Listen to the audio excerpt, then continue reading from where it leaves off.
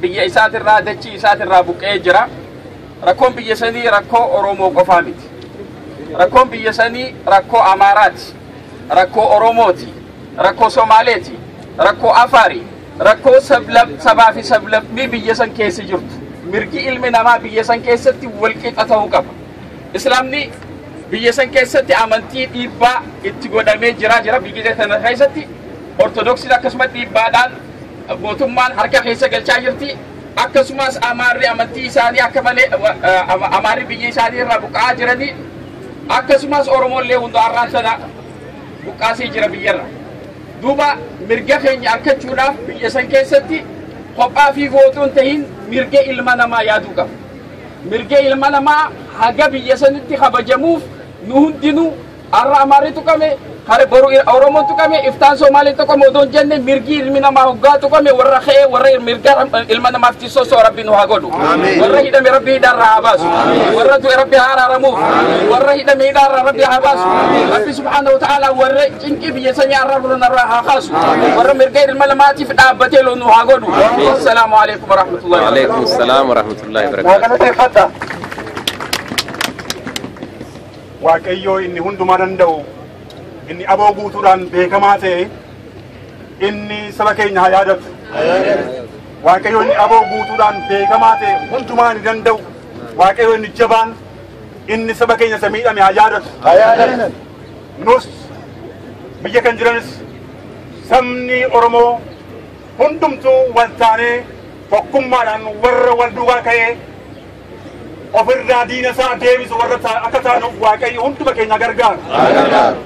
Nu hundumti keenya sabaaf sablamni naannoo sana jiraniif nuyi nagaa qabeeyyoo taane duwwaatu nagaan biyya kanatti argama waan ta'eef kanaaf mootummaan Ameerikaa mootummaan saba sanaa fi gargaarsa godhu yoo kana hubate irraa kanatti rakkinni naannoo sanaa hin fayyu waan ta'eef rakkinni naannoo sanaa hin fooyya'u. Over them day and night.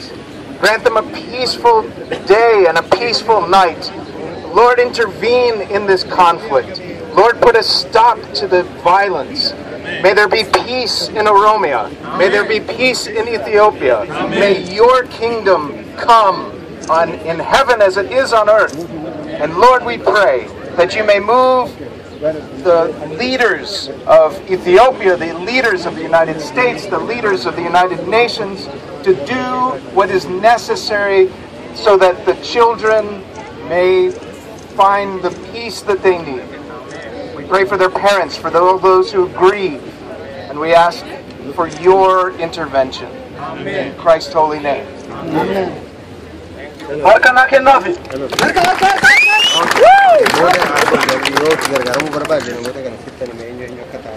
Wassalamu ala Rasulillahi sallallahu alaihi wasallam. Assalamu alaikum warahmatullahi wabarakatuh.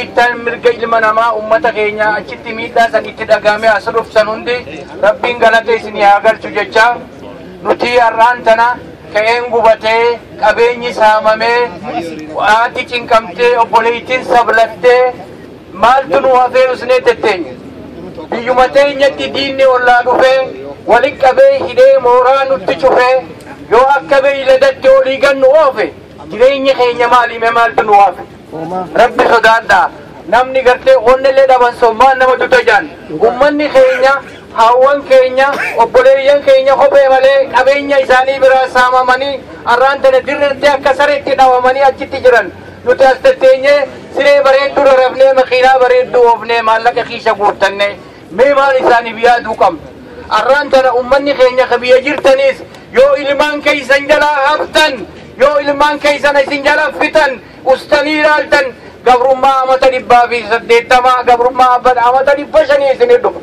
hidhattanii ilmaan keeysanii wajji ka'uu qabdan ilmaan keeysan isin duratti dhumanii isin tattaa'uun faayidaa isin hin qabu isinii wajji jirra bakka jirru hundaa'u rabbiin nu wajji jira rabbiin ardii tana uumee dachii tana bal'isee irratti nu uume samii tana nu uume nu roobsee nu magarsee nu nyaachisee nu wabaate isaan nu gargaara inni nu haa gargaaru assalaamu alaykum wa rahmatullahi wa barakatuh anillee kana darraa hin dhufee Muhammad Saanii Shankifeetiin jaamaa warri nan beeynillee galatooma